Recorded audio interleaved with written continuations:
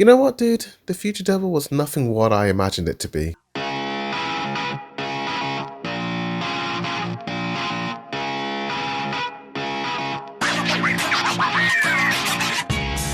Yo, what's good, Boarded Reviews with Chainsaw Man episode 11, mission start. Warning, heavy spoilers will be coming your way, you've been warned. The episode starts off with Archie and the two devil hunters entering the bottom barracks of this facility. Archie comes face to face with what is known to be the Future Devil, and this Future Devil is a wacky dude. I was expecting this monk-like figure, but instead we get this really weirdly designed devil. He asks Archie to stick his head into the stomach eye, and the devil reveals to Archie that his death will bloody rule, surprising Archie. Just really curious to know what Archie's death is going to look like and how it's going to happen. But judging by this Future Devil, it's going to be pretty dramatic and one not to be missed. The Future Devil will then live inside Archie's eye while Archie has to power the Future Devil. And despite everything that's happened to Archie during these past few days, he's still pretty committed and determined to killing all of his targets, especially the Gun Devil, which is one of the reasons why I like Archie. Despite him falling down hard, he's able to get back on top. Power and Denji are pretty exhausted from their training against their new sensei. He tells the two of them that it's going to be this huge rollout of all of the new Division 4 members to take down the Snake Lady who killed Himio. Meanwhile, we see Makima and the sensei of Denji and Power having a meet and greet. Now, I'm not too sure if this is Makima's house or the dude's house, but whoever's house this is, it's a pretty nice house. There's so much detail in the back garden alone. The main meat and potatoes of this conversation begins when the sensei tells Makima that he has a feeling that Makima knew the attack was going to happen, yet she did nothing at all. And then Sensei says something pretty fascinating. He says that he doesn't care what Makima's twisted ideals are as long as her interests are serving mankind's interest. This is an odd statement to tell another fellow human being. Shouldn't the right statement be serving the people? But the way he says mankind, it makes Makima look like she's some sort of out of this world being or something like that, which could explain her mysterious power in the previous episodes. But whatever the case, I hope Makima is on the side of the humans. She's a good gal and she's on the side of Denji. We then cut to Snake Gal and her goonies, with one of the dudes promising that he's going to carve out Denji's heart whether it kills him or not, and that they got a secret weapon below their base, and it looks like a bunch of mindless zombies roaming around the joint. Similar-ish to episode 1 zombies. The girl confirms that a zombie who bites a human will turn into a zombie, so they plan to get all Division 4 into that little area so they all turn into zombies. We cut to Archie and the two Division people in the car. The main driver dude admits to Archie that he doesn't like him from the moment he met him, telling him how he doesn't like the fact that Archie is this weak-minded hotshot like some sort of anime main character. I feel like this dude is a little jealous of Archie, how at least Archie has some sort of goal that drives him, and I wonder what goal drives this dude who drives the car, no pun intended. Before Archie leaves, the dude who drives the car tells him one more advice: to watch out for himself, as everyone who works in the special division is crazy. Now that could be a double meaning. That could mean like everyone is just crazy powerful, or everyone's a little bit loony in the head. We've seen the crazy power with Makima, but we don't know who Makima is as a person. She's quite one-dimensional, but I feel like that's by design. We're not seeing her true self yet. We cut to this scene of Makima confronting another gang. The leader has some members of his troops who joined the Gun Devil. He wants Makima to pretty much kill them with her power, and this is a bit confusing. I did feel a little bit lost. I'm not too sure why he wants to kill his own members, but I'm guessing they went against his orders or something like that. They talk for a bit and then Makima reveals something quite surprising. She has the eyes of all of the associates of everyone in that room's family members, so that's pretty gnarly. I know these people are not the best of dudes, but damn.